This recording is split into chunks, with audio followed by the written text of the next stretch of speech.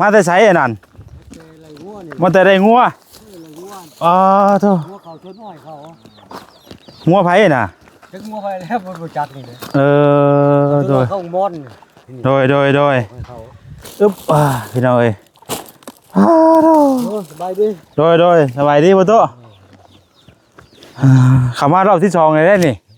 เข้ามากินนี่ได้ยินอยู่ว่าเสียงบีบแก ได้ยินนี่กี่พงไหลงัวก็ถึกงัวมันบ่ออกนี่ยังอยู่ว่าอยู่ฮะ ตัวนี้ก็ยังอยู่ ยังแม่งอ่อนนะ เอ้าเนาะจังได๋อยู่กับไผนี่ อยู่ผู้เดียวนี่แหละ อยู่ผู้เดียว นอนอยู่นี่เลยบ่ นอนนี่แหละ บ่ย่านบ่ เฮ้ยย่านเนี่ยคนเที่ยวหลุดอยู่นอกเขาตัดหน่อยพออยู่ตรงนี้โต ถ้ามา นี่ซื้อข้าวนี่ข้าวเจ้าเด้อข้าวเจ้าถุงนึงนี่ ก็บ่าวบุญแน่เพิ่นมาวันบ่าวบุญ สารวัตร บ่าวบุญมาเมียชิโน่แล้วนะมาวัน โอ้เพิ่นไล่กินได้นี่เนาะจักตัวละมาเจ้า ทั้งโตนี่ของเขามาเลี้ยงเพิ่นได้กินแล้วนี่นี่เพิ่นได้กินอันนี้สิ้นแห้งนี่บ่โต เพิ่นได้กินโอ้สิ้นหมูเด้อ โดยสิ้นหมูอันพึ่งไว้เด้อ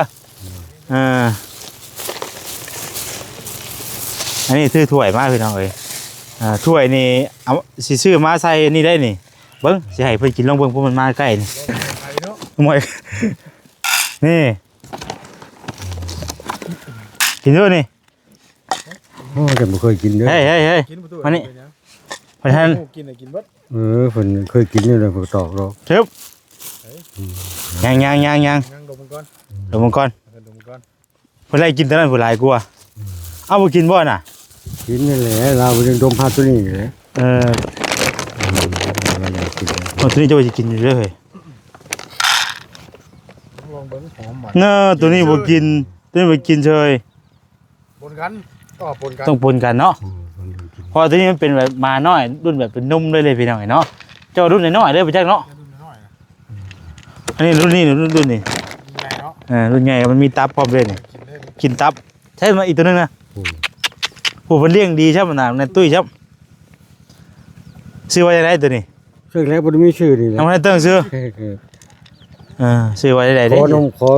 เข้ามาเลี้ยง ให้มากินนี่ตัวน่ะ พอได้มีผู้ปากผู้เว้านำหน่อย บ่ได้ว่าคนก็ว่าก็บาดเลยเนาะว่าคนว่ามามันนั่นแหละบ่ได้นัวบ่ได้นั่นนี่แหละ ได้กินบ่ได้เลยตัวนึงน่ะใส่น้ำเด้อตัวนึงได้ถ้วยนึงเด้อน้ำให้เพิ่นเด้อหาข้างให้กันอีกได้เฮ้ยอย่าไปห่วงกันดิล่ะเฮ้ยเนาะโตอย่าห่วงกันสิรถนี่เอานานต้องแยกกันบ่ตุ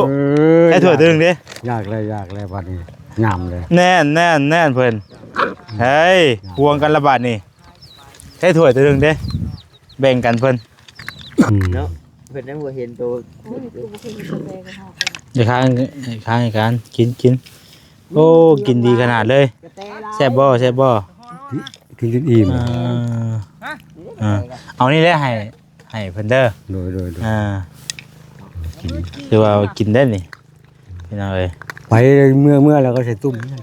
เลี้ยงว่าสิตุ้มหางตุ้มบ่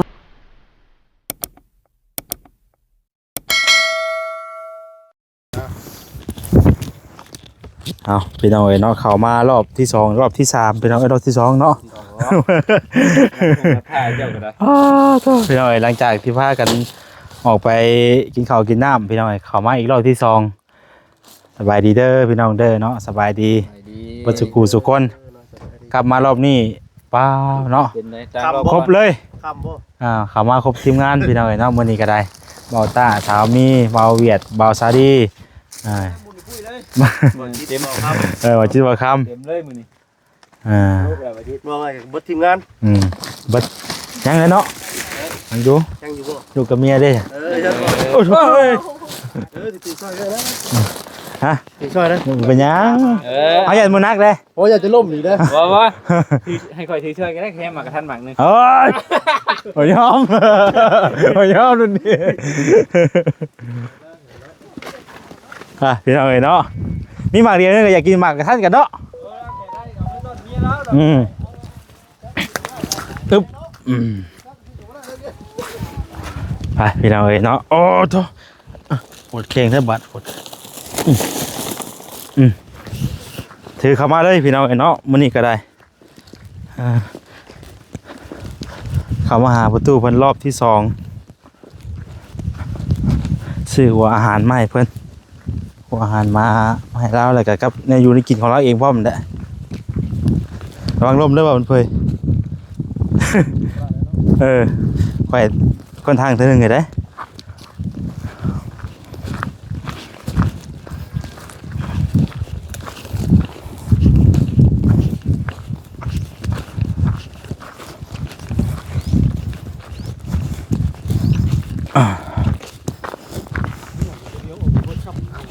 ฮะงัวยังออกมาเบิดบ่เป็นอะไรประตูมาแต่ไสอันนั้นมาแต่ได้งัว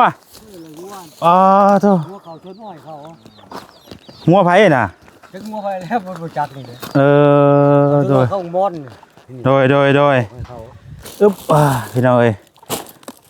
โธ่ โอ้สบายดี โดยสบายดีประตูเข้ามารอบที่2เลยได้นี่เข้ามากินนี่ได้ยินอยู่ว่าเสียงบีบแก ได้ยินนี่กี่พงกำลังไล่งัวก็ถึกงัวมันบ่ออกนี่ยังว่าอยู่ฮะ ตัวนี้ก็ยังอยู่ ยังแม่งอ่อนนะ เอ้าเนาะจะได้ฉบาดนี่ เอาเลยแล้วคาดไหลแล้วเมื่อยเลย ว่าหัวมันเพเนาะ มันบ่ได้เพหม่นขึ้นหน้า อื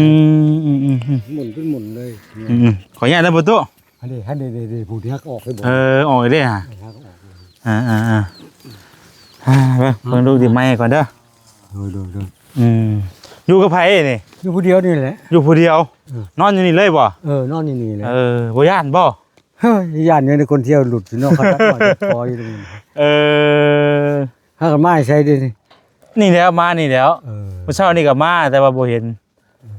ไปทางไหนเด้ประตูนี่ว่ะประตูหยังเจ้า ผู้สม ประตูสมมีไผแน่มาหา ซุ่มเบาเตียง บ่เตียง เตียงกับบ่ลี บ่เตียงบ่ลี่ โดย เพิ่นมาเมื่อวานนี่เด้ บ่ เพิ่นมาวานเด้เครื่องเพิ่นเอาเครื่องให้เด้ อ๋อโทรหลายๆดินี่ เพิ่นเอาเครื่องมาให้วานนี่ เครื่องหมูอยู่หมูนอนบัดดีบัดนี่บัดถึงหลังคาบัดเห็นฮอดเดือนฮอดลาว มื้อเพิ่นว่ามื้อวันพุธแล้วเพิ่นสิเอาอัน จังกะสีมาให้บ่ กระสีมาให้ โอ้บ่เปลี่ยนใหม่บ่ซะนี่เดี๋ยวเอาตัวนี้เลยบ่ ทั้งว่าแล้วถ้าเพิ่นมาพังเพิ่นมานะโดย เดี๋ยวเด็กเปลี่ยนใหม่เนาะเฮาเฮ็ดอยู่ต่ำบ่ได้บ่พ่อตุเฮาเฮ็ดอยู่ต่ำๆแถวต่ำๆบ่ได้บ่ ได้กันนั่นแหละ เฮาอยู่บ่ซี่หัวลูกมาเมื่อเช้านี่พลาดนี่ค่อยกี่ทางนี่เลยนี่ คอยกระตู้เนาตู้เข้าอยู่ได้ บ่ได้ง่ายดังบ่ บ่แล้วคอยย่างลงไป ไปย่างไปเนาะมาได้ใช้เอาคนย่างนำ ก็มาหาประตูเลยนี่แหละ มา ตั้งมานี่แหละนี่ มาอยู่ใช้มาแต่ใช้ อ๋อมาจากซิโน่พุ่นเด้หมองข่อยพลาดนะระวังเด้อหมองว่าเพิ่นนั่นแหละมื้อนี้น่ะบ่แซ่ซื้อนี่มาให้เด้อประตู โดย นี่ซื้อข้าวนี่ข้าวเจ้าเด้อข้าวเจ้าถุงนึงนี่ ก็บ่าวบุญแน่เพิ่นมาวันบ่าวบุญ สารวัตร บ่าวบุญมาเมียชิโน่แล้วนะมาวัน โอ้เพิ่นไล่กินได้นี่เนาะจักตัวละมาเจ้า ทั้งโตนี่ขอเขามาเลี้ยง เพิ่นได้กินแล้วนี่นี่เพิ่นได้กินอันนี้สิ้นแห้งนี่บ่โต เพิ่นได้กินโอ้ สิ้นหมูเด้อ โดย สิ้นหมูอันพึ่งไว้เด้ออันนี้ซื้อถ้วยมาพี่น้องเอ้ยถ้วยนี่เอาสิซื้อมาใส่นี่ได้นี่เบิ่งสิให้เพิ่นกินลองเบิ่งเพราะมันมาใกล้นี่เบิ่งตัวนึงใส่น้ำตัวนึงใส่น้ำตัวนึงใส่นะ เห็นบ่เนาะเบิ่ง แกไหนได้ให้ปัด มีแนวให้อยู่ดอกเป็นกระบังนี่แต่จะไขน้ำทางได้ไขแล้วมันสิแล่น ฮะมันยังน่ะ นี่ดิมาบ้านน่ะ ในกระบังมีน้ำให้แล้ว มีกระบังมีให้ มันยังมีให้บัดนี่เนาะมาพอฮอดใจโดยมีให้กันละบาดนี่ ไข่เนาะ มวยนี่กินด้วยนี่ โอ้แต่บ่เคยกินเด้อ เฮ้ย กินประตู มานี่ไปทัน กินกินเบิด เพิ่นเคยกินอยู่แล้วบ่ตอกดอก ชึบยัง นั่งดมมันก่อน เดี๋ยวมึงก่อน ดมมันก่อน เพิ่นไล่กินตอนนั้นผู้หลายกลัวเอาบ่กินบ่น่ะ กินนี่แหละเรายังดมพาตัวนี้อยู่เลย ต้องเชื่องตอนนั้นไว้ก่อนเนาะ เลย กินมึงดู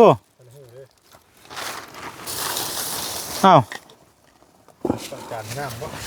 บ่ได้บ่แม่นในกระจานใส่น้ำ เดี๋ยวเป็นเม็ดเนาะกินเป็นเม็ด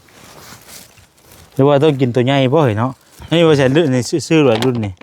ตัวน้อยแล้วมาน้อยเด้เนาะเฮาก็ซื้อตัวน้อยน่ะเดี๋ยวลองเจาะเบิ่งรุ่นอื่นมาก่อนเฮาคือบ่กินเท่นี่ ว่ามันก็กินเองมันนะ มันยังบ่ทันเลือกเนาะ มันลืม อย่าหายไว้ก่อนเอากินนี่ลองมองดูให้บ่ติดใจเด้อฮะคือบ่กิน ฮะไม่ เอาง่ายให้สิ เอาแล้วกันเอาง่ายดีกัน ขนาดเอาง่ายดิ ดิกิต้มมันแล้ว เนาะพูดว่าเอาง่ายเอาลายแท้ว่าตายก็ได้ต้นเกียวบ่ใช่สิมัดไว้ เพิ่นมาวานนี่เพิ่นเอามือเพิ่นพัดวานซุ่มเบาเจียงพัดเอามือมันพุด เพิ่นสิ เจ้า ซื้อ เจ้าจังกะชีมาให้เพิ่น เบิ่งบ่กินเนาะบ่สิมัดไว้คือเก่าได้บัดนี้ ตอนแรกผมผู้ที่บ่าบุญมาเราอะอยู่ชาละวันมันยังไงนะได้บ่ ใช่ว่าประตูเกลือข้าวอิ่มนำจักนี่บ่ เกลืออิ่มแล้ว โอ้ยบ่ว่ายังบ่อยากกันแท้จ้ะ เกลือก็ไปลง หากถ้วยนี่ว่าใช้ซื้อมา2ใบนี่ถ้วยตัวหนึงน่ะใส่หัวอาหารให้เพิ่นกินอีกถ้วยหนึงน่ะใส่น้ำเด้อแต่ว่าหัวอาหารนี่บ่ต้องใส่น้ำเฮาแกะออกมาแล้วก็ให้เพิ่นกินเลยจะเอาแต่ใดได้ให้บัดนี้ มันหิวตอกเองเพิ่นเนาะบ่ยากดอก นี่พี่น้องเนาะนี่แบบนี้นี่ตัวอาหาร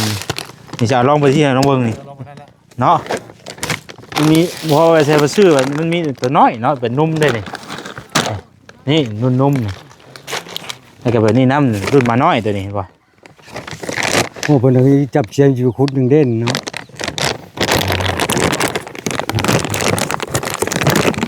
ใช่คือบ่มีแนวอันนั้นวะประตูมีแนวปาดบ่ ผ้าที่อยู่ใส่เลย พูดเหมือนจะป้าพูดอย่างนี้ เนี่ยผ้าอยู่ เขียวกัดเอาไปยังไงกระหยาบเลย เด้ โอ้ยเนาะ พอแก่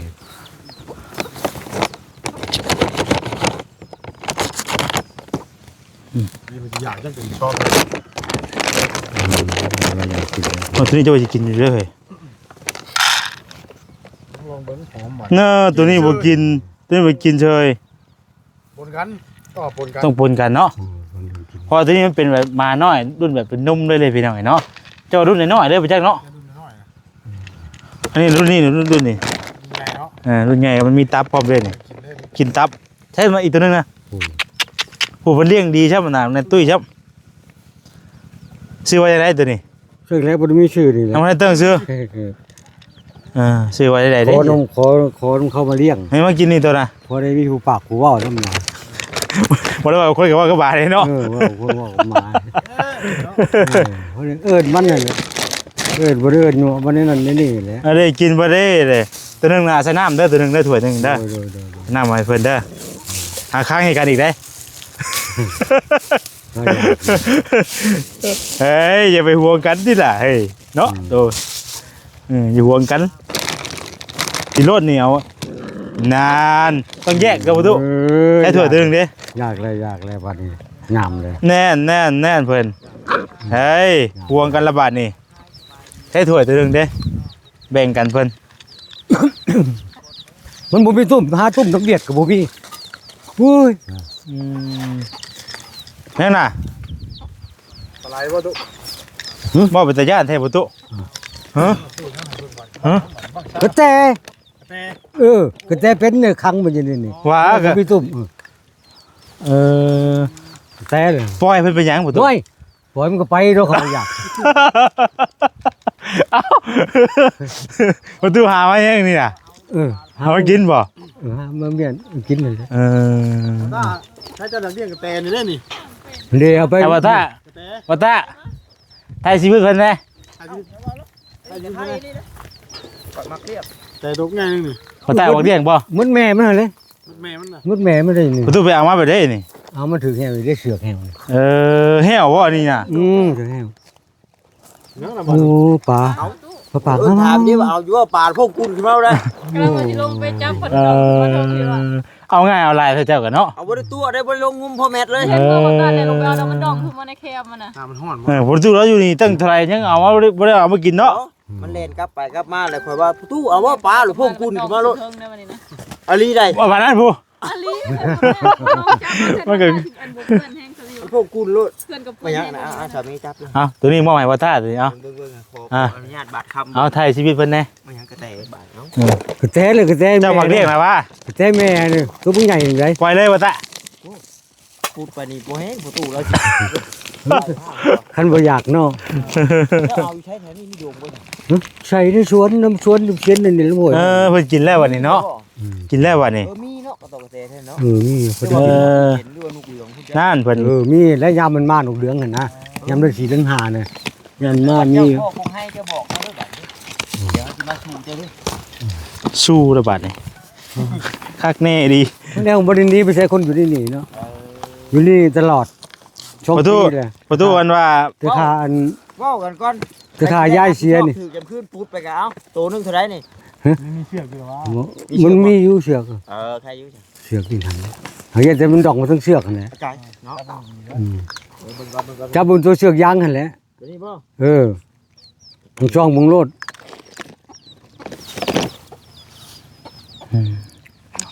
นี่แต่ว่าครับว่าประตูอันว่าเปิดให้มันกินแล้วก็มัดไว้ดีๆเด้อมอยอากาศเข้าอ่ะนะอย่ามันนั่น โอ้เราใช้ลวดนี่แน่ ลวดดักหนูอันเดลวดดักหนูนั่นแหละ นักเที่ยวเลย บ่ได้หาแก้วแล้วห่วยจะว่าฉันก็บ่ใส่กระบังแม่นเลยเนาะเมื่อแล้วก็ใส่ตุ้มมาเลี้ยงแม่นไว้ที่นำก็ได้ลูกนะก็แต่แม่เด้อ โอ้ผมมันบ่มีอันตัวผู้ขับมันกับสิได้บ่ หมามันซ้ำกันพอแห้งเลยนะ มันทำแล้วยามนี่น่ะ มันทำแล้วยามนี่น่ะมีแต่ทายจะไม่สิออกนั่นแหละเดือน3เดือน4มันก็ออกน่ะ แต่มียังบ่เห็นนี่ เนาะเพิ่นยังบ่เห็นตัว อย่าค้างให้กันกินโอ้กินดีขนาดเลยแซ่บบ่กินจนอิ่ม เอานี่แหละให้เพิ่นเด้อ โดย คือว่ากินได้นี่พี่น้องเอ้ย ไปเมื่อแล้วก็ใส่ตุ้มเลี้ยงไว้สิตุ้มหางตุ้มบ่หานเวียดบ่มีเช้านี่บ่สิมาขังไว้ กระแตบ่ ก็แต่ ประตูน่ะอยู่นี่น่ะเฮ็ดเวียกหยังซะซุมื้อซุวันนี่ บ่ได้เฮ็ดยังได้นั่งของหมอกแมกบ่นี่เลย เป็นได้เรื่องราวเป็นได้คือได้มาอยู่นี่นะ มันบ่อยากอยู่ในบ้านเรื่องเล่าวก็มันก็บ่อยากอยู่ในบ้านนี่แหละ บ่อยากอยู่ในบ้านเป็นได้คือว่าบ่อยากอยู่ในบ้าน เห็นแต่ภาพลูกภาพเมียแล้วอยู่นั่นน่ะของเมียตายได้ฮะ อ๋อ เมียตาย เมียเพิ่นเสีย เมียเสียได้2ปีนี่แห อยู่ ละ เฮือนอยู่ชาติน่ะเห็นแต่ภาพ ที่รูปเห็นแล้วรูปติดกันอยู่เนาะถ่ายรูปติดนั่นน่ะมันบ่อยากอยู่ว่าขออนุญาตนำมันแหละ ทำใจบ่ได้บ่ ทำใจบ่ได้ดอกมาอยู่ตรงนี้น้ำป่าน้ำดงนี่แหละ ฉันบ่ แม่คนน้ำมื้อนี้เห็นไหม ลูกเจ้าเลยจ้ะ ลูกเต้าเขาก็เอาหัวอยู่กาญจนบุรีพุ่นของผม เขาว่าอยู่เฮือนน่ะอยู่ผู้เดียวคือเก่า อยู่ผู้เดียวคือเก่านั่นแหละลูกเขาก็บางแม่เสียเขาก็บ่ได้มาเบิ่งดอกเขาบ่ได้มาจอบอยู่ เพิ่นก็ไปครอบครัวเพิ่นเนาะ โคภัยบ้านเจ้าเขาก็สุขกว่าเฮาก็บ่จักเนาะเพราะไปอยู่ประเทศเขา อืม นี่ว่าเลยออกมาอยู่พี่หั่นนะมาอยู่พี่เด้ออยู่พี่เนี่ยใครแน่มันสว่างมกสว่างใจนี่แบบตัวตัวเองนั่นแหละว่าขออนุญาตนำ แบบว่าคิดว่าตัวเองอยู่นี่นะ มาอยู่พี่ว่าโอ้ยยายเราอยู่เฮือนหั่นนะตัวไปตัวมาอย่างแหละตัวเองมันซะ อยู่ได้บัดนี้ เลยพออยู่ได้นะเฮือนน่ะโอ้ยยายอยู่หน้าว่าอย่างตัวไปตัวเองนั่นแหละวันซะที่ว่ามันยากลำบากข้างบนเนาะผมบอกว่าเขาว่าผู้ลูกผู้เมียมันค่อย แขดเนาะ มันแค่นี้เนาะอยู่กันเท่าไรปีละ40กว่าปีเลยได้บ่ได้เคยผิดของต้องเที่ยงกัน โอ้หักแพงกันมาตลอด กิน เนาะ กันถูกอยากหากินกันไปเราเป็นเบาหวาน3ปีแหละให้นาตะกร้าขายปัวก็จะเช็ดนั่นแหละเขาสิว่าขออนุญาตนำจนบ่ได้ยังบ่จังแหละ แล้วก็ขายผัวเมีย ขายปัวเมียจนหมดจนเที่ยงจนบ่ยังบ่จังแหละจนหมดทั้งเดือน ก็เลยแบบว่าเรื่องมาอยู่แบบนี้ ก็เลยเอามาอยู่บ่นี่พอได้มัน สว่างมุกสว่างใจให้น้ามันเล่าว่ามากินฮอดอันนี้มันเห็นได้ ค่อยเลยเนาะขึ้นมาได้กันเนาะ เขา อืม ใครจะไปกองแงกคะแนนบ่ได้มันนะคันเอามาเว้าเอาไปทางใหม่แล้ว2 ปีแล้วยังบ่ไหวว่าขึ้นฮอด ยังแบบยังคิดดูเนาะ แต่คนบ่ได้ให้กันเนาะ คนบ่ได้เราบ่เคยให้คือเขียดเสือได้จูกันเลย ไป ลีเอาความอันนี้มาลี่เอาพี่น้องเนาะปกอยู่ให้อยู่นะเราก็ได้ มาอยู่แบบว่า มาอยู่นี่ ตา มันนี่แหละ ตาลายเลยเนาะ เฮ็ดจังได๋ซะตู้เอ้ยเนาะ อ๋อ นี่แหละอันนี้ลูกหลานฮู้จักแล้วก็เที่ยวมาลิดน้ำอยู่ดอกบัดนี้ เอ้ยเนาะเฮ็ดจังได๋จ้ะ มิตรบรี อดทนเอาแล้วบ่ตู้เอ้ยเนาะ มิตรบรี ไปกันสิไปคือกันแหละพี่น้อยแต่ว่าก็ยังบ่ทันฮู้เนาะ ทั้งไปอยู่แล้วนะ แต่ว่าก็ พอได้ อดเอาเนาะบ่ตู้เนาะ เจ้าจักปีก็ 2 ปีหางได้2 ปีนี่ บ่อันว่าอายุเจ้าน่ะ 67 ปี 60บัดแม่ตู้ แม่ตูน55 ปี เสียย้อนโรคเบาหวาน เบาหวานนี่ก็เพาะมาไขหลัง อืม ไปคลินิกกันอยู่ธาตุมูลทิศมามนจันทร์เพิ่นก็เสียโอ้ยเรื่องคอยในใจคิดไปหลายแนว นี่ย้อนบ่อยากเห็นฮู้ ว่าแล้วก็ลูก ในเฮือนนักเวง เมื่อเสียแล้วก็แบบว่าเฮาก็จักสิว่าแน่เนาะ จากนั้นเสียบ่ อยู่เฮือนบ่ได้ว่าซั่นซะ มัน อยู่ไว้เห็นภาพอยู่บัดนี่ ไปเห็นความดีมกันนั่นนะไปมาลี่บ่ได้คะแนนอยู่นำดงน้ำป่าป้ายอยู่ ไปไข่เคียงคือเฮาไปหันไปนี่หาอยู่ให้กินไปสิเนาะ ลืมไปหั่นนะ เอาสวนอ้อยเพิ่นให้มื้อได้วันได้ ฮะ เดือน โอ้ยบ่ได้เผาให้เขาดอกไล่ให้เขาซื่อๆเห็นเขา บ่ได้เห็นเห็นงัวเขาแล้วก็เลยไล่เพิ่น ไล่ให้เขา ที่แท้เพิ่นก็บ่ได้นั่นดอกบ่ได้บอกเนาะแท้จริงเฮาบ่ได้ไล่ก็ได้ เฮาบ่อยากไล่ก็ได้ ยันว่าเฮ็ดงานเอา บ่ มันยัง เห็นในไล่เอาให้เขา ชื่อคือเว้าชื่อ มาลี่อยู่ซื่อๆนี่แหละนี่น่ะบ่อยากเห็นว่าซะพอใกล้ๆเลยบ่อยากเห็นภาพมันแหละ เป็น มันจังน้อยต่อยใจนะ แต่ว่าผู้ตู้คนบ้านนี้รถเนาะ ค่อยๆคนอยู่สว่างบ่ได้ โอ้แล้วมาเอาเมียพี่ชื่อ มาเมียอยู่นี้มาสู่เมียแต่เพิ่นก็183 อ๋อ สู่ โด ลูกหาเมียนี่แหละที่อยู่นํกันเลยหาอยู่หากินนํกันนั่นละกะก็มาแล้วโซ3 ปีเพิ่นได้แล้วโซบ่หวานนะขายย้อนอันนี้แล้วไปยืมเงินเขาแล้วก็ขายใช้นี่เขาไปนำก็หมดไปนำเนาะ เลี้ยงเป็ดเลี้ยงไก่เลี้ยงกาตรงนี้ มาหาเลี้ยงน้ำมันนี่แหละโอเค ดูไปเนาะ อยู่ไปสู่ชีวิต เบิด ไป แหละ ซ้ำตายนี่แหละบรรดาว่าคนอนุญาตนำตายเลยก็แล้ว ดูไปเฮาก็เนาะบ่ตุเนาะ อายุดอกผู้บ้านผู้เมืองเพิ่นก็มาจอบอยู่ได้ มาชมอยู่เพิ่นก็บ่ได้ปานอีทิมเนาะ เพิ่นก็ฮู้อยู่ว่าเฮาได้เป็นจังไดเนาะ สภาพนี่แหละ จะมาเยี่ยมเบิ่งเนาะ ทิศละเทื่อเพิ่นมาทิศหนึงเดือนหนึงเพิ่นก็มาจอบจอบบ่เจอน่ะสิเว้าเฮาน่ะเพิ่นเว้ามาแล้วมัน เนาะเฮ้ยพี่น้องมาถาม บ่เตียงมาบ้านเนี่ยก็แบบนี้เลยมาแล้วโอ้ย เพิ่นก็ถาม เล่าอ่ะมาแล้วมีแต่ให้แล้ว กับบุติแล้วพี่น้องเนาะบุติ ผมกินฮอดเนาะ มันตัวกันบ่ได้เด้ตัวความรู้สึก โอ้ยตัวบ่ได้ มันคิดเห็นอยู่เนาะ คิดเห็น อันว่ามาพูดมันเห็นด้วยเนาะ เอ้า คิดในความดีนำกันนี่แหละคนบ่ได้ผิดของต้องเถียงกันเนาะ เดี๋ยวคนมาแล้วก็ได้ ถูกอย่างฮะ มีลูกกันได้คนก็ 4 คน เออ มาในลูกผู้หนึงก็ตายมาจากกรุงเทพพุ่น โอ้ ไปทำงานนั่นแหละตายมาเบิ่งน้องบ่โชว์อยู่ทั้งบ้านนี่ยินข่าวว่าอ้ายตายพุ่นเลยเขาส่งศพมาเด้มาตอนอ้ายตายตอนเช้าตอนแรกมาขาน้องก็เสีย น้องเจต่ออีก เสียหลายหลังกันเลย ปลา ถ้าขาหันมาแล้วแม่จังโชว์นะแม่โชว์ว่าผมไปเลยก็เบิ่งบ่ยังไปเราก็เสียเลยบ้านนี่ 3 คนเลยว่าแล้วกันเนาะ ตาม กินต่อเด้อ บ่ให้เรา จังหวะมันยากว่าถึงรีไปอยู่ปานนี้แหละ ลูกยังผู้เดียวบัดเนาะ ผู้เดียวเดี๋ยวมันสามศพเรื่อยไปบ่จังได้สิเว้าหยังวะ มันเฮ็ดบุญแจกเขาวมันเบิดควรหรือบ่ หมดแล้ว เอา หมดแล้ว คนแล้ว ศาสนาเนี่ยมันเฮ็ดได้มันก็ไปเฮ็ดมันได้ 2-3 มื้อเขาเฮ็ดได้ที่3คืนแล้วก็เฮ็ดเลยแจกได้แล้วเลย โดย ของแนวบ่ได้เก็บดูเก็บเดี่ยวพังเนาะ เจ้าคิด บ่ได้อยู่มันกว้างอยู่ ใช่ มีอยู่ โอ้ยเป็นรอบทางเขาก็เที่ยวทุกคนมันเป็น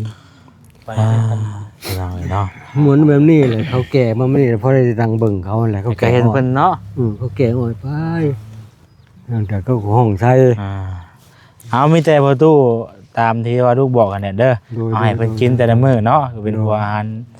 มาแต่กับตัวนี้ข้าวเจ้าเด้อตัวนี้เด้อ โดย ข้าวเจ้ากับชิ้นแห้งส่วนของทั้งหมดทั้งมวลที่เฮาซื้อมานี่ก็เป็นเงินของทางอันแม่อยู่ทางเซนโกรดเนาะอยู่ทางอันฝรั่งเศส โดย มีแต่ประตูอันขอบคุญขอบคุณเพิ่นได้เด้อประตูเด้อ โดย พี่น้องเอ้ยเพิ่นเบิ่งอยู่นี่แหละประตูเอ้ย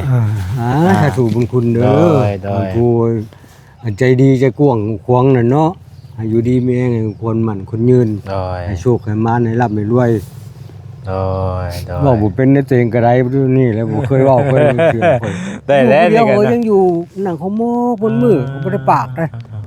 วันนี้มุ้ยผู้ว่าทำไมเนาะ มือว่าหวานแบบนี้แล้วหนังเขาโมกตรงนี้ ได้พอได้แต่ว่ากับผู้นี้ได้บาดนี้มีไว้ได้2ตัวได้ ก็มาแล้วก็มาแล้วคอยตูอนุญาตให้มันแล้ว รักแล้วเนาะ ขอให้อยู่ดีมีแห้งกันแหละผู้เฒ่าแก่ใหญ่ใจดีนะ โดย โอ้เด้อ คนนั้นที่เห็นคนทุกข์คนยากนั่นแหละ โดยเอาประตูก็สู้ๆแล้วเนาะสู้ๆต่อไปพี่น้องเอ้ยเนาะ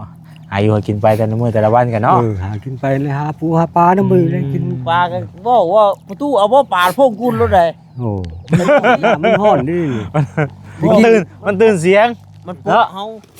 ปลาก็เลี้ยงไม่อยู่ทางมีเล็กน้อยเขามันตึกเบ็ดกินนะเขาก็บ่ให้เขาดอกเขาอยากเขาก็กิน ก็ว่าเอาเด้อพวกกุนเลยลูกจับเอาซะ โดยขอมุกเข้าใจละลายทั้งเฮากับ ขอบใจดีอยู่ดีมีแห้งเด้อลูกหลานเด้อผู้ที่มาเยี่ยมมายาม แล้วดูลูกถ่ายรูปก่อนเขานึง เธอ ประ แก่ ตู ให นั่ ญ่ งกล้อง ใจ เด้อ ดีก็ได้ เบิ่งแย่งผู้ลูกถูกยาก